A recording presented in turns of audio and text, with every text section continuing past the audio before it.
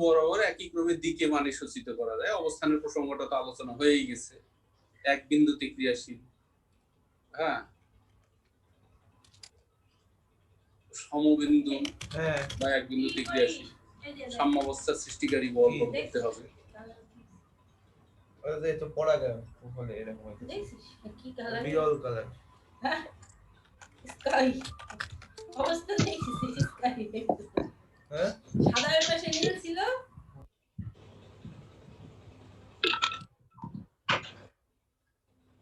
আচ্ছা, তো তোমাদেরকে যেটা বলেছিলাম যে লব্ধির জন্য যেটা হয় যে দুই বাহু দ্বারা একই ক্রমে নির্দেশিত বল তৃতীয় বাহু দ্বারা বিপরীত ক্রমে, ঠিক আছে। দুর্জয় ভিডিও অন করতে চাইলে করতে পারো, অসুবিধা নেই, তোমাকে দেখে দেখে পড়াই। তো আশা করছি ওইটা নিয়ে তো সমস্যা নাই তোমাদের। হ্যাঁ, তো এখন আমরা লাস্ট ক্লাসে যেটা শিখেছি সেটা হলো বলের ত্রিভুজ সূত্র। বলের ত্রিভুজ সূত্র বলতে আমরা সাম্য অবস্থার জন্য যে ত্রিভুজ সূত্র সেইটাকে বুঝি। এবং স্টেটমেন্টটা কি ছিল যে এক বিন্দুতে যুগপৎ ক্রিয়াশীল তিনটি বলের ক্রিয়া দিক যদি একটা ত্রিভুজের তিন বাহু দ্বারা একই ক্রমে দিকে ও মানে সূচিত করা যায় তাহলে বলগুলো সাম্যাবস্থার সৃষ্টি করে। এই পর্যায়ে এসে আমাদেরকে এবার আলোচনা করতে হবে বলের ত্রিভুজ সূত্রের বিপরীত প্রতিজ্ঞা। তাহলে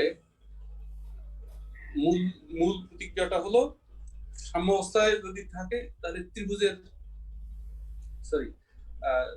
তিন বাহু দ্বারা যদি প্রকাশ করা যায় তাহলে সাম্যাবস্থায় থাকে। আর উল্টো কথাটা এই যে যদি এক বিন্দুতে যুগপৎ ক্রিয়াশীল তিনটি বল সাম্যাবস্থায় থাকে তাহলে তাদেরকে একটা ত্রিভুজের তিন বাহু দ্বারা একই ক্রমে প্রকাশ করা যাবে। এটা হলো বিপরীত প্রতিজ্ঞা। তাহলে প্রমাণটা তোমাদেরকে আমি খাতায় ফেরত দিয়ে প্রমাণটা দেখাই এবং চিত্র অঙ্কন করে প্রমাণটা দেখাই। ততক্ষণে তোমরা স্টেটমেন্টটা বইয়ে দেখো যে এক বিন্দুতে কার্যরত তিনটি সমতলীয় বল সাম্যাবস্থা সৃষ্টি করে যদি, তাহলে তাদের মান ও দিক কোন ত্রিভুজের তিন বাহু দ্বারা একই ক্রমে দ্বিতীয় মানে সূচিত করা যাবে। এটার প্রমাণটা একটু লক্ষ্য করো।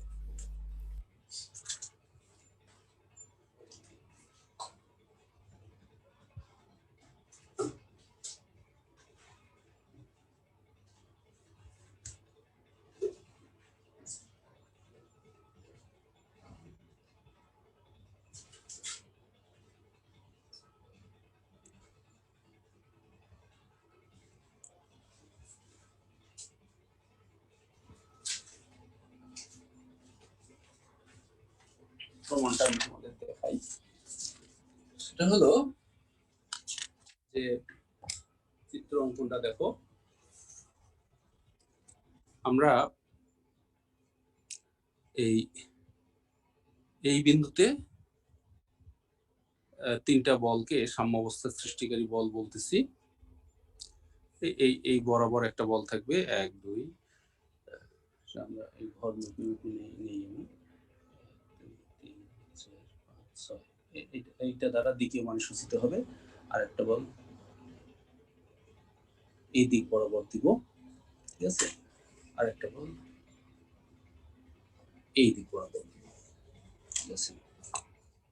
তাহলে এই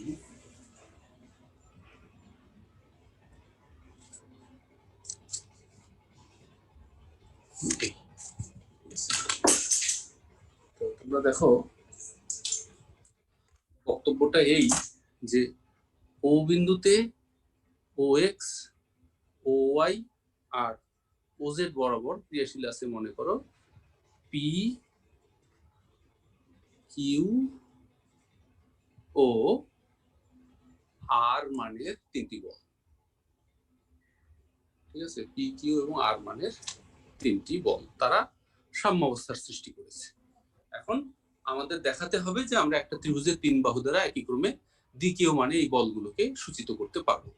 তো প্রমাণটা এবার শুরু হচ্ছে। আমরা কি ভূমিকা নিলাম, শুরুতে কি ইন্ট্রোডাকশন কি বলতেছি, যে মনে করি ও বিন্দুতে ও এক্স ও ওয়াই ও জেড বরাবর ক্রিয়াশীল পি কিউ এবং আর মানের 3টি বল সাম্যাবস্থার সৃষ্টি করেছে। আমরা এখন দেখাতে সক্ষম হব যে একটি ত্রিভুজের 3টি বাহু একই ক্রমে দ্বিতীয় মানে এই বলগুলোকে নির্দেশ করবে। এটা করার জন্য আমরা বলতেছি যে মনে করলাম ওএ এবং ওবি সরল রেখা পি এবং কিউ মানের বলদ্বয়কে দ্বিতীয় মানে সূচিত করে। তাহলে ওএসিবি সমান্তরিকের ওসি কর্ণ, ঠিক আছে, তাহলে আমরা সামান্তরিকটি কমপ্লিট করতেছি।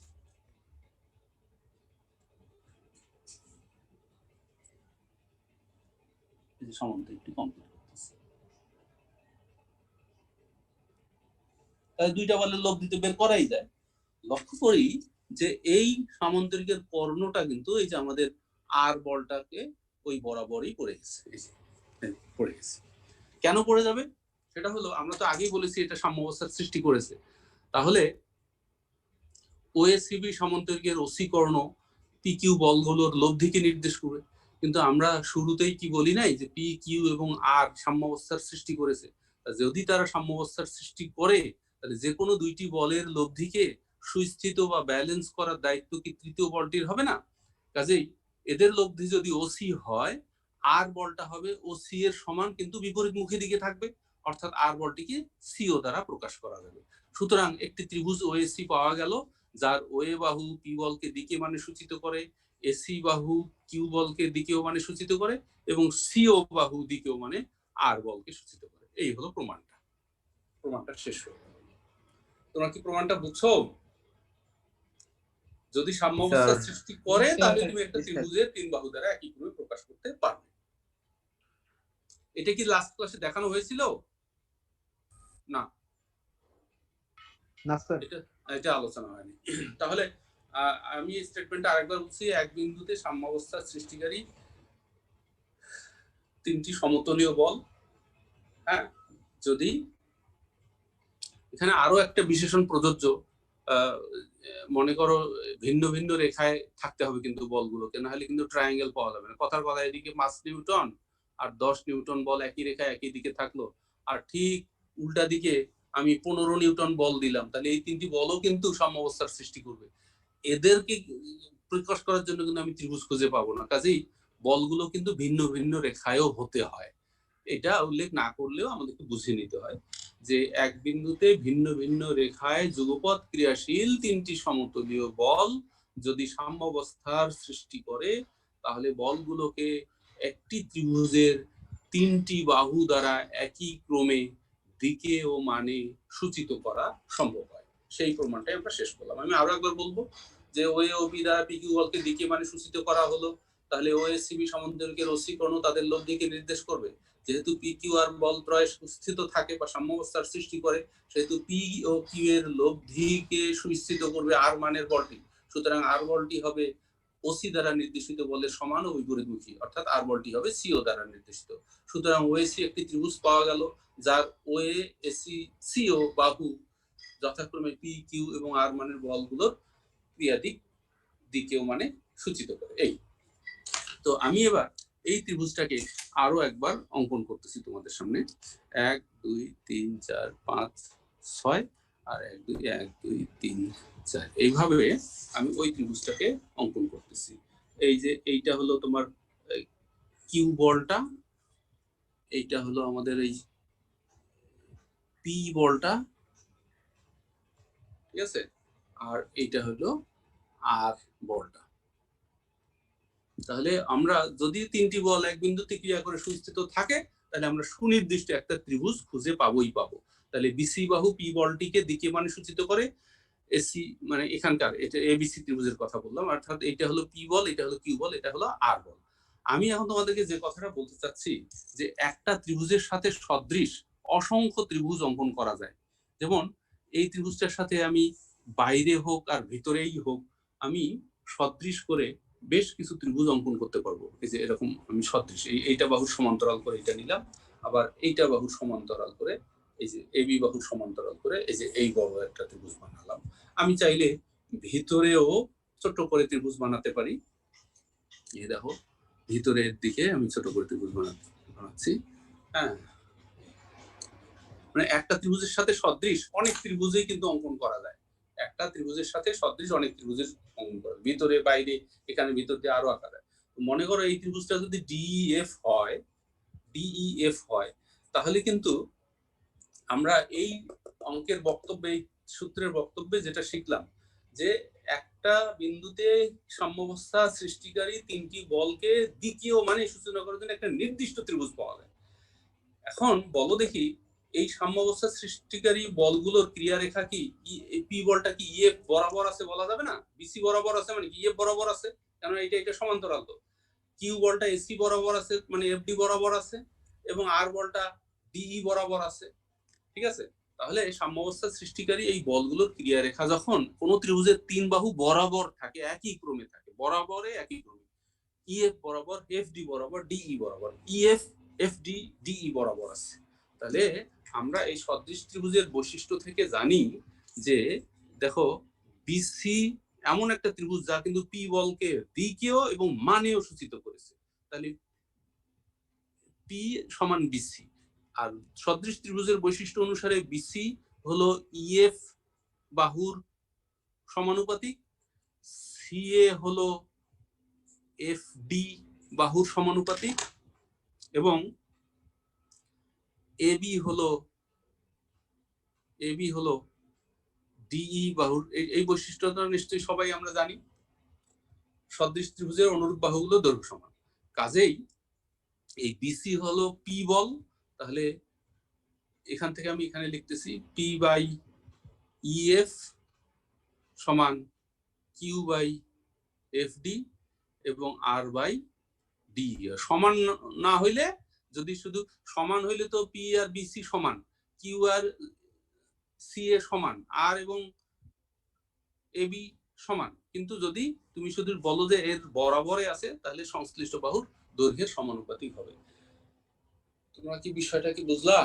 যে এক বিন্দুতে সাম্যাবস্থা সৃষ্টিকারী তিনটি বলের ক্রিয়াদিক যদি কোনো ত্রিভুজের তিন বাহু বরাবর একই ক্রমে থাকে তাহলে সেই বলগুলো সংশ্লিষ্ট বাহুর দৈর্ঘ্যের সমানুপাতিক। পি হলো এ ইএফ এর সমান না, সমানুপাতিক। কিউ এফ ডি এর সমানুপাতিক, আর ডি এর সমানুপাতিক।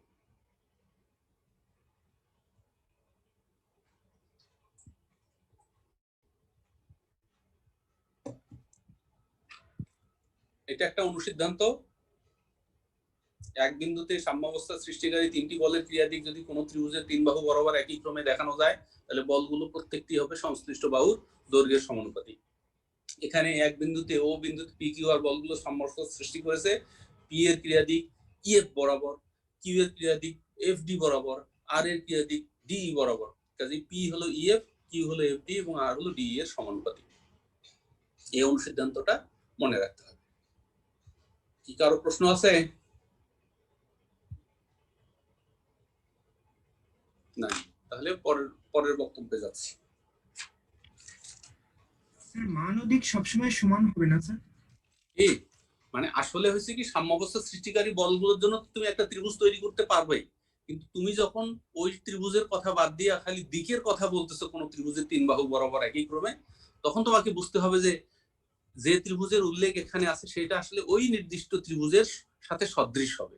কাজে পি মানে এই বিসি বাহুটা এটা সমানুপাতিক, কিউ সত্যিকারে এসি এর সমান সেটা এটার সমানুপাতিক, আর এবি এর সমান সেটা এটার সমানুপাতিক। যখন তুমি দিক বলবা খালি তখন সমানুপাতিক হবে। আমি তো বলতে পারবো না যে পি বলটা ইএফ এর সমান, তা তো বলতে পারবো না। তো সমানুপাতিক হবে, এটা এটার অনুপাত, এটা এটার অনুপাত, আর এটা এটার অনুপাত, অনুরূপ বাহুর অনুপাত সমান হয় বলে এটা বলা সম্ভব। এরপরে আমাদের এখানে একমাত্র 95% অঙ্কের মধ্যেই যে সূত্রটা ব্যবহার সেটা হলো লামির উপপাদ্য। সেই লামির উপপাদ্যটা হইল যে আমি আবার সেই একই চিত্র অঙ্কন করতেছি।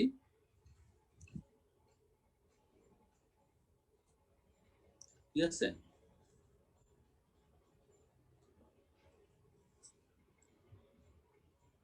এই আমাদের তিনটি বল যদি সাম্য অবস্থায় থাকে, তিনটি বল যদি সাম্য অবস্থায় থাকে, তার আগে ওই বিশেষণগুলো ঠিক মতো সেট করতে হবে। হ্যাঁ, আর একটা নতুন বিশেষণ তোমাদের সামনে তুলে ধরলাম, খেয়াল আছে? ভিন্ন ভিন্ন রেখায়, তাই না? একদিকে দুইটা বল, আরেকদিকে আরেকটা বল। তা তোমরা কিন্তু চিত্র অঙ্কনের সময় করবা কি, এইখানে এই থার্ড ফোর্সটাকে দিয়ে আগে সামান্তরিকটাই আসলে তোমরা শেষ করবা, বুঝছো? সামান্তরিকটা এঁকে নিয়ে তারপরে, বা সামান্তরিকের এই যে কর্ণটা হবে না, ওই কর্ণটা ঠিক উল্টা দিকে ঘুরাই দিয়া থার্ড ফোর্সটাকে দেখাইবা। তোমরা আগে সামান্তরিকটা আঁকবা, সামান্তরিকটা ঘুরাই দিয়ে থার্ড ফোর্স দেখাইলেই হয়ে গেল। কাজে আমি হিসাব নিয়ে যেভাবে আঁকতেছি সেভাবে আঁকতে যাবে না, তাকেই সামান্তরিক আঁকবা, সামান্তরিকের কর্ণ দিয়ে বরাবর থার্ড ফোর্সটা দেখাই দিবা। তো লামির উপপাদ্যের কথাটা তো না বলেই অঙ্কন শুরু করে দিয়েছি।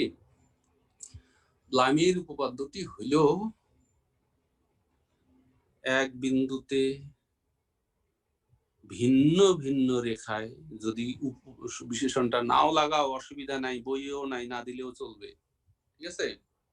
এক বিন্দুতে ভিন্ন ভিন্ন রেখায় যুগপৎ ক্রিয়াশীল তিনটি সমতলীয় বল যদি সাম্যাবস্থায় থাকে, তাহলে দেখছো বিশেষণগুলো কেমন?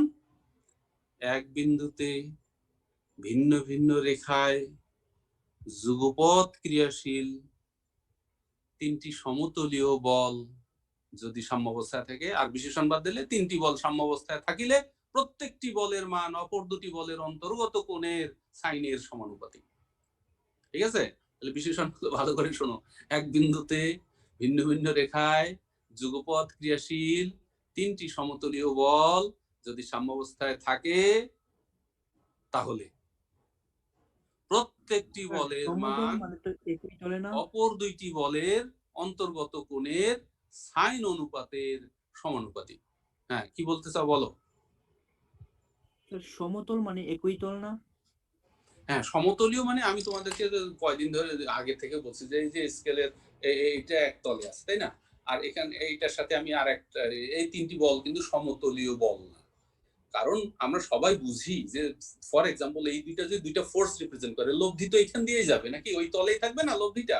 কাজেই থার্ড ফোর্স যা নাকি তাকে ব্যালেন্স করে তাকে তো উল্টা দিকে অবস্থান নিতে হবে। তাহলে এদের লব্ধি যদি এদের তলেই থাকে, দেখো দুইটা বলের লব্ধি কি তল থেকে বেরিয়ে যায়? যায় না।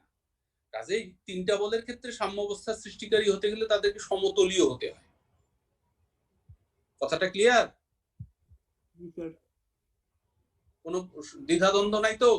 এই যে দেখো সমতলীয় এরকম তিনটা বল হয়ে থাকলে হবে না। এই যে তিনটা বল এক তলে নাই, কিন্তু সমতলীয় না, এক তলে থাকতে হবে। কারণ তুমি দুইটা বলের লব্ধিকে ব্যালেন্স করার দায়িত্ব তো থার্ড ফোর্সটার। লব্ধি তো আর ওই তল থেকে বেরিয়ে অন্যদিকে যায় না, এই যে অন্যদিকে যায় না। যে তলে বল দুইটি থাকে সেই তলেই লব্ধি থাকে, তাহলে থার্ড ফোর্সটা ওই তলেই থাকতে হবে। আমরা থ্রু আউট দ্য কোর্স সমবিন্দু বল নিয়ে আলোচনা করতেছি, ঠিক আছে? স্যার যুগপৎ ক্রিয়াশীলটা কি? যুগপৎ ক্রিয়াশীল, এখন তুমি মনে করো এই বস্তুটাতে বল প্রয়োগ করতেছো, তিনটা বল, তো তিনটা বল একসাথে দিয়া তুমি এই যে এখানে তিনটা বল একসাথে দিয়া তো স্থির আছে। আর তা না করে তুমি একবার এই ফোর্স দিলা, একবার ওই ফোর্স দিলা, একবার এই ফোর্স দিলা, তাহলে আবার হয় নাকি সাম্যাবস্থার কথা? তবে একসাথে দিতে হবে না ফোর্স গুলা। এই যুগপৎ শব্দটা এই জন্য না দিলেও বুঝে নিতে হয় যুগপৎ প্রয়োগ করেছি, সমতলীয় না দিলেও বুঝে নিতে হয় বলেছি।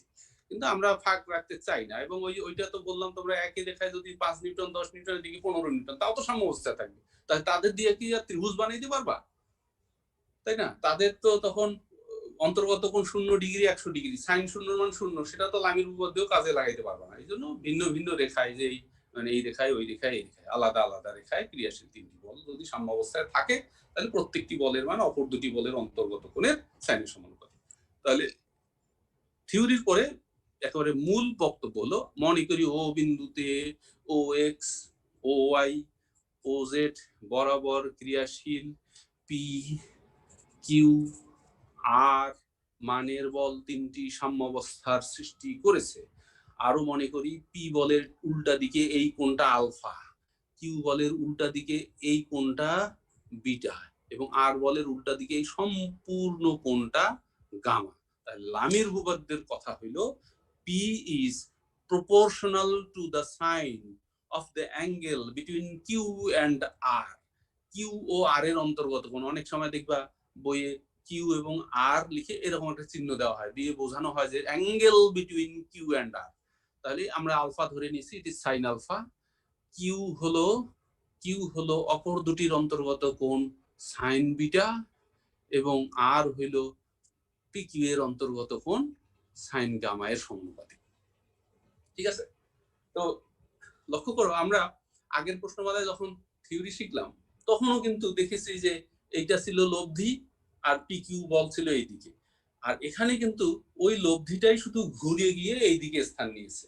তোমরা আরেকটা জ্যামিতিক বৈশিষ্ট্য খেয়াল করো, একটি সরলরেখা যদি থাকে তাহলে পুরো 180 ডিগ্রি হয়। এক কোণটা যদি আলফা হয়, এই কোণটা যদি বিটা হয়, তাহলে কিন্তু আলফা আর বিটা যোগ করলে 180 ডিগ্রি হয়।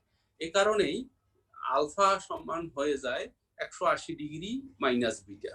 সাইন আলফা সমান সাইন 180 ডিগ্রি মাইনাস বিটা, অর্থাৎ কিনা সাইন আলফা আর সাইন বিটার মান সমান হয়। অর্থাৎ এই ধরনের দুটি কোণের সাইন মান কিন্তু সমান হয়। তো আমরা যখন আগের প্রশ্নমালায় এক বিন্দুতে তিনটেই বলের মধ্যে লব্ধি হিসাবে কর্ণটাকে পেয়েছি, তখনও কিন্তু দেখেছি যে পি হলো এই কোণের সমানুপাতিক, কিউ হলো এই কোণের সমানুপাতিক, এবং আর হলো এই সম্পূর্ণ কোণের সমানুপাতিক। তো পি যখন এই কোণের সমানুপাতিক হয়, এই কোণের সাইন আর এই কোণের সাইন কিন্তু একই, কাজেই ওইখানকার জিনিসটা আর এইখানকার জিনিসটা একই, কিন্তু পার্থক্য হইল ওইখানে শুধু সামান্তরিকটা ছিল, ওইখানে বিষয়টাই আলাদা ছিল, যে পি কিউ বল ছিল আইদার এই পার্টিকেলটাতে যুগপৎ পি কিউ বল ক্রিয়াশীল থাকতে পারে অথবা আর একা ক্রিয়াশীল থাকতে পারে, অর্থাৎ পি কিউ আর এর মতো একটা ইফেক্ট তৈরি করে।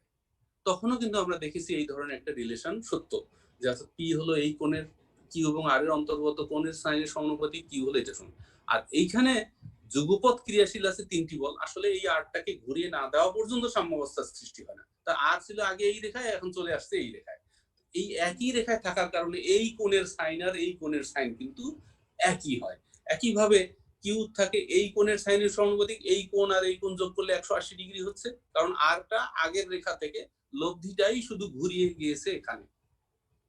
এখানে কিন্তু একসাথে তিনটি বল এই ও পার্টিকেলটাতে ক্রিয়া করে সাম্যাবস্থার সৃষ্টি করেছে, এই কোণের সাইন আর এই কোণের সাইন সমান। শেষ পর্যন্ত কিন্তু ব্যাপারটা এইরকম। তা আসো প্রুফটা দেখি, একটু কি বুঝতে পারতেছো কথাবার্তাগুলা? জি স্যার। আচ্ছা, তাহলে এখন আসো মূল প্রমাণটা আমরা কিভাবে করব। আমি আবার গোড়া থেকে বলতেছি, মনে করি ও বিন্দুতে ও এক্স ও ওয়াই জেড বরাবর যথাক্রমে পি কিউ আর মানের বলগুলো ক্রিয়া করে সাম্যাবস্থার সৃষ্টি করে ধরি এই কোণ সমান এইগুলো। সুতরাং লামির উপপাদ্য অনুসারে P by sine alpha, Q by sine beta এবং আর বাই সাইন গামা। তারপর শুরু হচ্ছে, মনে করি ও এ এবং ও বি রেখার দিকেও মানে পি ও কিউ মানের বলদ্বয়কে সূচিত করে, তাহলে ও এ সি বি সামান্তরিকের ওসি কর্ণ তাদের লব্ধিকে নির্দেশ করবে।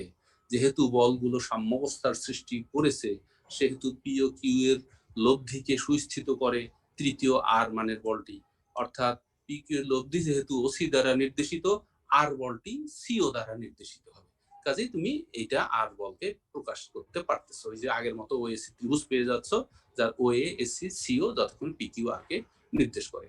তারপর আমরা সাইন রুল ত্রিভুজ ও এ সি এ, সেটা আগের দিনেও করেছিলাম, সাইন রুল। তাহলে ও এ হলো সাইন কোণ ও সি এ, মাঝখানে তৃতীয় ও এসি ত্রিভুজের তৃতীয় শীর্ষটা ঢুকিয়ে দিতে হবে, এসি সাইন তৃতীয় শীর্ষ এ ও সি ঢুকিয়ে দিতে হবে, এবং সিও সাইন কোণ সি এ ও হলো। তাহলে ও এ হলো পি বল, ও সি এ একান্তর কোণ হিসাবে এই যে এই কোণটা সি বিওসি, সাইন কোণ বিওসি, অর্থাৎ এই কোণ আর এই যে এই কোণটা সমান একান্তর কোণ। একইভাবে এসির এগেইনস্টে আছে এওসি, এওসি মানে হলো একবারেই এসি হলো কিউ বল, এই এ ও সি কে আমি পাই মাইনাস বি লিখতে পারি, সাই পাই মাইনাস বিটা। সিওটাকে আর দ্বারা প্রকাশ করা যাচ্ছে, সি এ ও, এইটাই হলো গামা কোণ, এইটা গামা এটা গামা, তাহলে সাইন পাই মাইনাস গামা। একইভাবে এই বিওসি কোণটা পাই মাইনাস আলফা। তো প্রমাণটা শেষ হয়ে গেল, sine pi minus alpha R by sine gamma. তো এখানে তোমরা আলফা নিয়ে আসো, তাহলে শেষ হচ্ছে। এই হলো প্রমাণটা।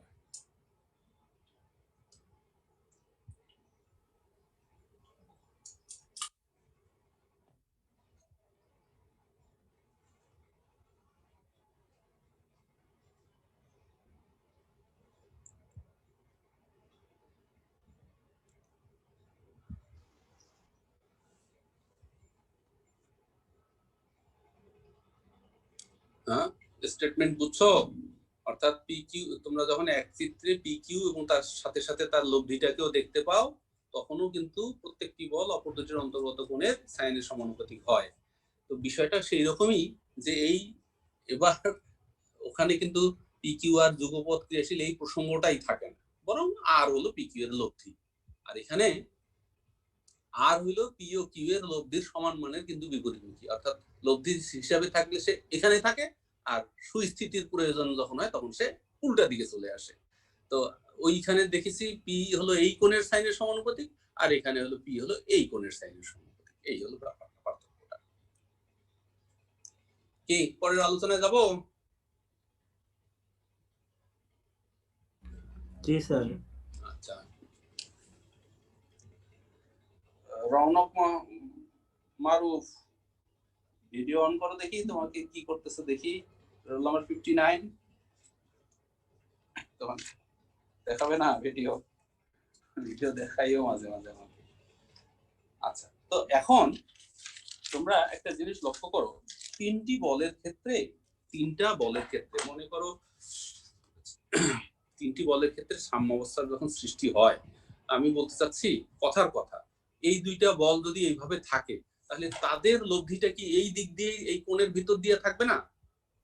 কথা ঠিক কিনা? হ্যাঁ, কাজেই লব্ধিটা যদি ভিতর দিয়ে, অর্থাৎ লব্ধি কি আমি স্কেল বসাইছি এদিক দিয়ে লব্ধি হবে, এদিক দিয়ে হবে, এদিক দিয়ে হবে, তা হবে না। কিন্তু লব্ধিটা তো কোণের উপর দিয়েই যাবে, সেটা ডিপেন্ড করে বড় ছোটর উপর। এটা যদি অনেক বড়, এটা যদি অনেক ছোট হয়, তাহলে আর কাছে দিয়ে যাবে, কিন্তু এই কোণের ভিতরেই তো থাকবে। এই জন্য যারা যখন সাম্যাবস্থা সৃষ্টি করে তখন মানে বলগুলোকে অবস্থানগত এইভাবে ছড়িয়ে দিতে হয়, এবং বলা ভালো যে সাম্যাবস্থা সৃষ্টিকারী কোনো বল যদি এই বিন্দুতে ক্রিয়া করে তারা কিন্তু এইভাবে অবস্থান নিতে পারবে না। অর্থাৎ তুমি সেদিক দিয়ে একটা স্কেল বসাইলা, সবাই এই একটা লাইনের এক পাশে পড়ে যাবে, তাহা কিন্তু হবে না। আমার কথাটা কি বুঝেছো? এক বিন্দুতে ক্রিয়াশীল তিনটি বল সাম্যাবস্থার সৃষ্টি করেছে, বলগুলোর ক্রিয়া বিন্দুতে একটি রেখা টানছি, যদি তিনটি বলই এক পাশে পড়ে যায় তাহলে তারা সাম্যাবস্থা আসলে সৃষ্টি করতেই পারবে না, তাদেরকে এইভাবে চিত্রায়িত হতে হবে। এবং ওই জন্য কেয়ারফুল থাকবো যে আমরা দুটো রেখা যদি টানি, তৃতীয় রেখাটা টানার সময় এই অ্যাঙ্গেলের ভিতর দিয়ে টানবো, ঠিক আছে? এই তো তোমাদেরকে আমি লামির উপপাদ্যের লামির বিপরীত যেটা সেটা সম্পর্কে বলি, প্রমাণটা নিজ দায়িত্বে অন্য বই দেখে শিখে নিতে পারো, না শিখলেও চলে। লামির বিপরীত যেটা, হ্যাঁ, লামিস থিওরেমের বিপরীত প্রতিজ্ঞা আমরা এইমাত্র শিখে আসলাম। সাম্যাবস্থা সৃষ্টি করলে প্রত্যেকটি বল অপর দুটি বলের অন্তর্গত কোণের সাইনের সমানুপাতিক। আমি সংক্ষেপে বলতেছি, আবার বলছি, তিনটি বল সাম্যাবস্থা সৃষ্টি করলে প্রত্যেকটি বলের মান অপর দুটি বলের অন্তর্গত কোণের সাইনের সমানুপাতিক। তাহলে উল্টা কথাটা কি? এক বিন্দুতে ক্রিয়াশীল তিনটি বল যদি এমন হয় যে প্রত্যেকটি বলের মান অপর দুটি বলের অন্তর্গত কোণের সাইনের সমানুপাতিক, তাহলে তারা সাম্যাবস্থায় থাকবে। কথাটা কিন্তু সত্য নয়, কারণ আমরা আগের প্রশ্নমালায় শিখে এসেছি পি কিউ বলগুলোর লব্ধি যখন আর হয় তখনও এই পি বলটা এইটার এই কোণের সমানুপাতিক, কিউ বলটা এই কোণের সমানুপাতিক, এবং আর বলটা সম্পূর্ণ কোণের সমানুপাতিক। এই জন্য বিপরীত প্রতিজ্ঞা দিতে গেলে একটা বাড়তি শর্ত যুক্ত করে দিতে হয়। সেই শর্তটি হলো, এক বিন্দুতে ক্রিয়াশীল তিনটি বল যদি এমন হয় যে প্রত্যেকটি বল অপর দুটি বলের অন্তর্গত কোণের সাইনের সমানুপাতিক হয়, এবং সেই বল তিনটির কোনোটি অপর দুটির লব্ধি না হয়, এখানে আর হলো পি কিউ এর লব্ধি, ঠিক আছে? যদি না হয় তাহলেই তারা সাম্যাবস্থার সৃষ্টি করবে। তাহলে সাইন রুলও মানবে এবং কেউ আর বাকি দুজনের লব্ধি হতে পারবে না, মানে আসলে তাকে থাকতে হবে এইদিকে। এই কথাটা আবার অনেকে এইভাবেও বলে যে এই শর্তটা তোমরা দেখো বুঝো কিনা, প্লিজ ভালো করে শুনো। এই যে পি কিউ বল ক্রিয়া করলো, দুইটি বল ক্রিয়া করলো, বলো তো এই কোণের সাইন নিলে পজিটিভ হবে আর এই কোণের সাইন নিলে নেগেটিভ হবে, সেটা কি সবাই বুঝেছো? জি স্যার। হ্যাঁ স্যার। আচ্ছা, তার মানে দুইটা বল তোমার বড় জোর স্থূল কোণে ক্রিয়া করে, এই তো, এই যে এরকম। তাহলে এই কোণের সাইন নিলে পজিটিভ হবে, এই কোণের সাইন নিলে নেগেটিভ হবে। এটা তো 180 পার করে গেছে, এটা 180-র মধ্যেই আছে। তো এইটাকে বলা হয় ধনাত্মক সাইন কোণ, ধনাত্মক সাইন কোণ, আর এইটাকে বলা হয় ঋণাত্মক সাইন কোণ। তো যখন সাম্যাবস্থা সৃষ্টিকারী বল থাকে, লব্ধি এই ধনাত্মক সাইন কোণের ভিতর দেওয়া যায়, এইখান দেওয়া যায়, লব্ধি বাইরে দেওয়া যায় না। তো যখন সাম্যাবস্থা সৃষ্টি করে, এই লব্ধিটাকে ব্যালেন্স করার জন্য সে এই দিকে যায়, তো ধনাত্মক সাইন কোণের মধ্যে না পড়িয়া উল্টা দিকে থাকে, তখন তারা সাম্যাবস্থার সৃষ্টি করে। অর্থাৎ ওই কথাটাকেই কোনো কোনো বইয়ে এভাবে উল্লেখ করা হয় যে তিনটি বল এক বিন্দুতে ক্রিয়াশীল, তিনটি বল এমন, এক বিন্দুতে ক্রিয়াশীল তিনটি বল এমন যে প্রত্যেকটি বলের মান অপর দুটি বলের অন্তর্গত কোণের সাইনের সমানুপাতিক, কিন্তু ওই বলগুলির কোনটিও অপর দুটি বলের অন্তর্গত ধনাত্মক সাইন কোণের ভিতরে থাকে না, অর্থাৎ এই দিকে থাকে না, এই দিকে থাকে, তাহলে তারা সাম্যাবস্থার সৃষ্টি করে। তাহলে আগের শর্তটাই ভালো। আমি খালি বলে দিলাম, কোনো বই যদি এইভাবে কথাটা পাও তার মানেটা কি, হ্যাঁ? তাহলে তোমাদের আরো একবার চিত্র দেখায় যে এই দুইটার লব্ধি এই দিক দেওয়া যাবে, তাহলে এই কোণের সাইন ধনাত্মক, এই কোণের সাইন ঋণাত্মক, তাহলে এখানে না এদিকে থাকতে হবে থার্ড ফোর্সটাকে, তাহলেই তারা সাম্যাবস্থার প্রসঙ্গে আসবে। অর্থাৎ পি এইটার সমানুপাতিক, কিউ এইটার সমান, এই কোণের সাইনের সমানুপাতিক, আর এই কোণের সাইনের সমানুপাতিক সত্য, এবং এই আর বলটা বা যে কোনো বল এই দুইটার বাইরে পড়ে গেছে, এই বলটা এই দুইটার এই দিকে পড়ে গেছে, কাজেই তারা সাম্যাবস্থার সৃষ্টি করবে। এটা হলো বিপরীত প্রতিক্রিয়া। বিপরীত প্রতিক্রিয়া ওয়েটিং আছে স্যার। সময় ওই হুড়মুড় করে চলে যায় রে বাবা। তো এইগুলো সূত্র বুঝছো, ত্রিভুজ সূত্র, বিপরীত প্রতিক্রিয়া, একটা অনুসিদ্ধান্ত শিখেছি, লামি শিখলাম, লামির বিপরীতটাও মনে রাখবো। এখন তোমরা অনুশীলনের অঙ্কে যাই। এই প্রশ্নমালায় যথেষ্ট ভেরিয়েশন দিয়ে অঙ্কগুলো আছে, তা আমি তোমাদেরকে একবারে খুব দ্রুত নিয়ে চলে যাচ্ছি এখানে 15 নম্বর অঙ্কে। খুব সহজ একটা অঙ্ক, খুব পরীক্ষায় আসে, সহজ একটা অঙ্ক দিয়ে শুরু করতে চাচ্ছি।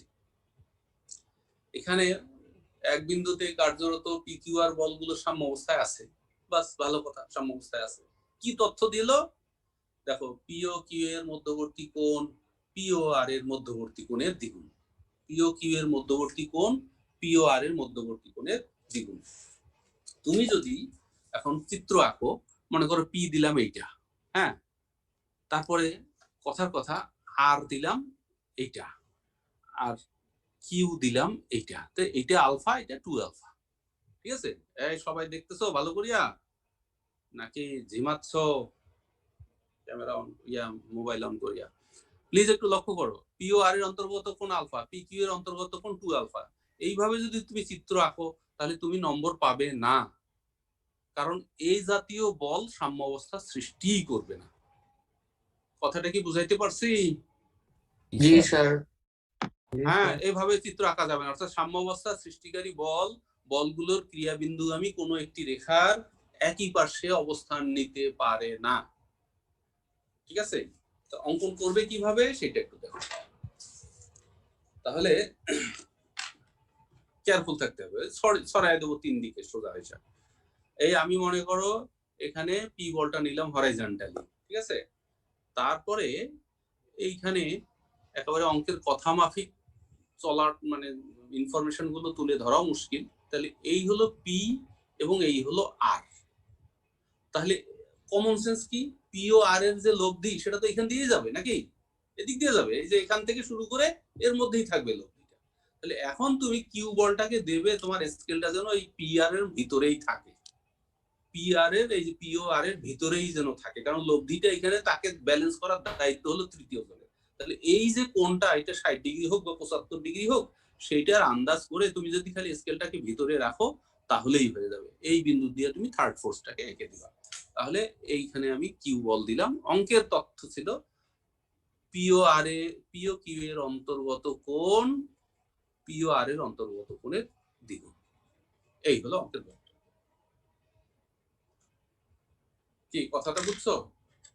হ্যাঁ, এইভাবে তো অঙ্কটা সহজ। সাম্য অবস্থার কথা প্রশ্নকর্তা বলেই দিয়েছে, বেশিরভাগ ক্ষেত্রে 3 বল ধরি। পিও আর এর অন্তর্গত কোণ আলফা, তাহলে পিও কিউ এর অন্তর্গত কোণ 2 আলফা। পিও কিউ এর অন্তর্গত কোণ পিও আর এর অন্তর্গত কোণের দ্বিগুণ, এটা বলাই ছিল। সুতরাং পি কিউ আর বলত্রয়ের সাম্যাবস্থার জন্য লামির উপপাদ্য হতে পাই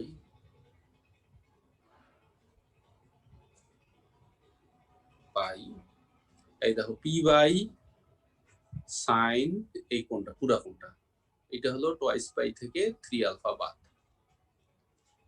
সমান কিউ বাই সাইন আলফা সমান আর বাই আর এর নিচে সাইন 2 আলফা। এখান থেকে P by minus sine 3 alpha 2 pi সরাই দিলাম, কিউ বাই সাইন আলফা এবং আর বাই সাইন 2 আলফা। তো খুব সহজ কাজ, আলফা ধরে নেওয়া রাশিটা সরিয়ে ফেলতে হয়। এখন তুমি কিউ বাই সাইন আলফা সাথে আর বাই সাইন 2 আলফাটা নিয়ে নাও। তো একবারে কাটাকাটিটা করে দিচ্ছি, আর বাই 2 কজ আলফা। হ্যাঁ, অতএব 2 কজ আলফা সমান হলো আর বাই কিউ। একটা সম্পর্ক পাইলাম আর বাই কিউ, একটু তুলে নাও। তারপর আমরা এই দুটা নিব, এই মানটা এখানে বসাই দিব, অঙ্ক শেষ। প্রায় সব অঙ্কেই লামির স্থিতি।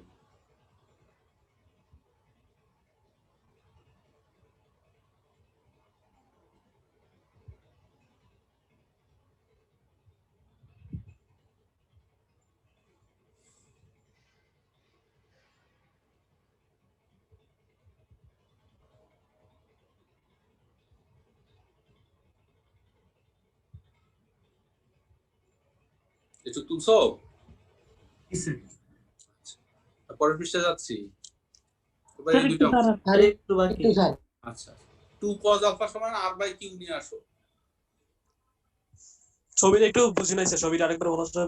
মানে এটা বলেছে যে সাম্যাবস্থায় আছে, তো বলাই আছে। মেইন কথা হলো পি কিউ এর অন্তর্গত কোণ পিও আর এর অন্তর্গত কোণের দ্বিগুণ। তাহলে পিও আর এর অন্তর্গত কোণটা আলফা হইলে পি কিউ এর অন্তর্গত কোণটা 2 আলফা। তা আমি শুধু একটু বলতে চেয়েছি যে কিউ বলটা তুমি এই দিকে নিও না বা এই দিকে নিও না, অর্থাৎ স্কেলটা এই কিউ এর ক্রিয়া দিক বোঝানোর সময় তুমি যদি পি এবং আর আঁকো যদি, তাহলে লব্ধিটা তো এইখান থেকে শুরু করে এই দিকেই থাকবে না, এর মধ্যেই থাকবে কিনা? তাহলে সেই লব্ধিকে ব্যালেন্স করবে তৃতীয় বলটা। এই জন্য আমি বলেছি যে কিউ বলটাকে আঁকার সময় স্কেলটা পি আর এর ভেতরে রেখে টান দিও, এই আর কিছু।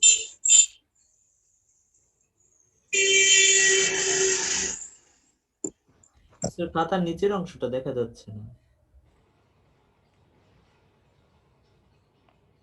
এখন দেখতে পাচ্ছ?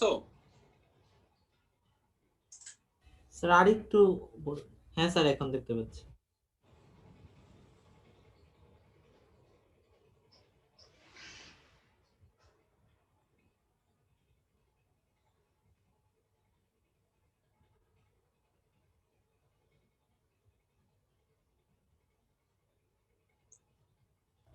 হয়েছে স্যার। আচ্ছা, হয়েছে। তাহলে এবার ওই যে বাকি সম্পর্কটা, হ্যাঁ P by minus sine 3 alpha সমান সমান Q by sine alpha.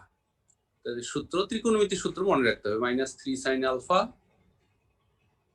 Plus 4 sine Q alpha, ঠিক আছে, সমান সমান কিউ বাই সাইন আলফা। তো সাইন আলফা কেটে যাবে, minus 3 plus 4 sine square alpha সমান সমান কিউ, ঠিক আছে। এবার minus 3 plus 4 minus 4 cos square alpha সমান সমান কিউ।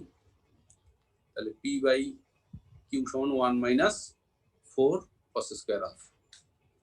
তাহলে 4 কস স্কোয়ার আলফা সমান সমান 1 মাইনাস পি বাই কিউ। এই 2 কস আলফার মান R square by Q square বসিয়ে দিলাম, আর এটা হয়ে গেল Q minus P by Q. তো কিউ কিউ কেটে গেলে আর স্কোয়ার সমান হলো Q into Q minus P. এটাই প্রমাণিত হয়ে গেল, এই হলো প্রমাণিত বিষয়।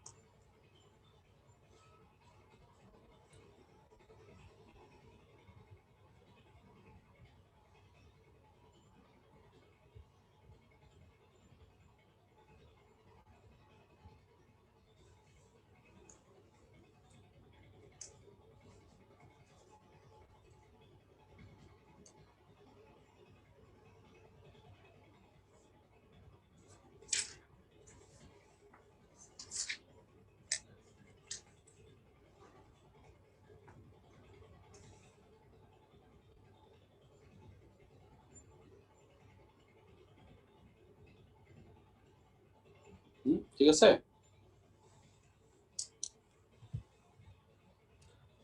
এখন স্যার স্যার আগের পৃষ্ঠায় স্যার ওইখানে কষ্ট আসতো কিভাবে স্যার একটু বুঝিনি, সূত্রটা কোনটা? এই যে এখানে cos 2 cos আলফা, এই আর একটু তাড়াহুড়া করেছি, sin 2 আলফাতে 2 sin আলফা cos আলফা লিখো। হ্যাঁ, sin 2 আলফাতে 2 sin আলফা cos আলফা লিখো। তাহলে sin আলফা কেটে গেলে 2 cos আলফা থাকবে। আচ্ছা, থ্যাংক ইউ স্যার। এইটুক হয়েছে তো, সময় তো শেষ হয়ে গেল একটা অঙ্ক করাইতেই। আমি কি আরেকটা অঙ্ক ধরবো? জি স্যার, ধরেন স্যার। সময় হবে স্যার এদিকে অনেকের নেট সমস্যা হইতেছে, আজকে একেবারে নেট অনেকের বাফার করতেছে, আজকে আর না ধরলে ভালো হয় স্যার। জি স্যার, আসলে খুব সমস্যা হচ্ছে স্যার। আজকে নেট সমস্যা না? আচ্ছা তা ঠিক আছে, তাহলে আমি অ্যাটেন্ডেন্সটা দেই, তোমরা থিওরি গুলো পড়িও। আর তোমাদের আমি বলি পরের পেজটা দেখান। পরের পেজটা দেখান। আচ্ছা, তোমাদেরকে আমি এখানে আসলে অঙ্কগুলোর মধ্যে বেশ ভেরিয়েশন আছে, তার মধ্যে উদাহরণেও আছে এরকম